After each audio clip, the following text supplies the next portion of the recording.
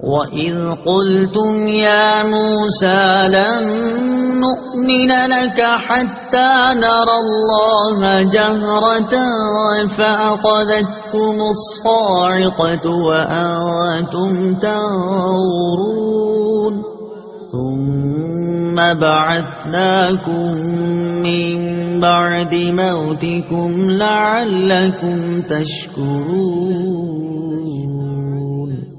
ترجمہ: اور یاد کرو جب تم نے کہا اے موسیٰ ہم ہرگز تمہارا یقین نہ کریں گے جب تک اعلانیہ خدا کو نہ دیکھ لیں، تو تمہارے دیکھتے ہی دیکھتے تمہیں کڑک نے پکڑ لیا، پھر تمہاری موت کے بعد ہم نے تمہیں زندہ کیا تاکہ تم شکر ادا کرو۔ لن نؤمن لک، ہم ہرگز تمہارا یقین نہ کریں گے۔ تفسیر صراط الجنان میں ہے جب بنی اسرائیل نے توبہ کی اور کفارے میں اپنی جانیں بھی دے دیں تو اللہ تعالیٰ نے حکم فرمایا کہ حضرت موسیٰ علیہ الصلوۃ والسلام انہیں اس گناہ کی معذرت پیش کرنے کے لیے حاضر کریں۔ چنانچہ حضرت موسیٰ علیہ الصلوۃ والسلام ان میں سے 70 آدمی منتخب کر کے طور پر لے گئے۔ وہاں جا کر وہ کہنے لگے اے موسیٰ علیہ الصلوۃ والسلام ہم آپ کا یقین نہ کریں گے جب تک خدا کو علانیہ نہ دیکھ لیں۔ اس پر آسمان سے ایک ہولناک آواز آئی جس کی ہیبت سے وہ سب مر گئے۔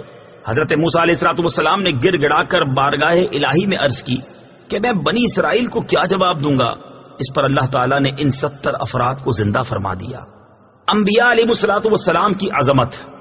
اس واقعے سے شان انبیاء علیہ الصلوۃ والسلام بھی ظاہر ہوئی کہ حضرت موسیٰ علیہ الصلوۃ والسلام سے ہم آپ کا یقین نہیں کریں گے کہنے کی شامت میں بنی اسرائیل ہلاک کیے گئے، اور اسی سے حضور پرنور صلی اللہ تعالی علیہ وسلم کے زمانے والوں کو آگاہ کیا جاتا ہے کہ انبیاء کرام علیہ الصلوۃ والسلام کی جناب میں ترک ادب غضب الہی کا باعث ہوتا ہے، لہذا اس سے ڈرتے رہیں۔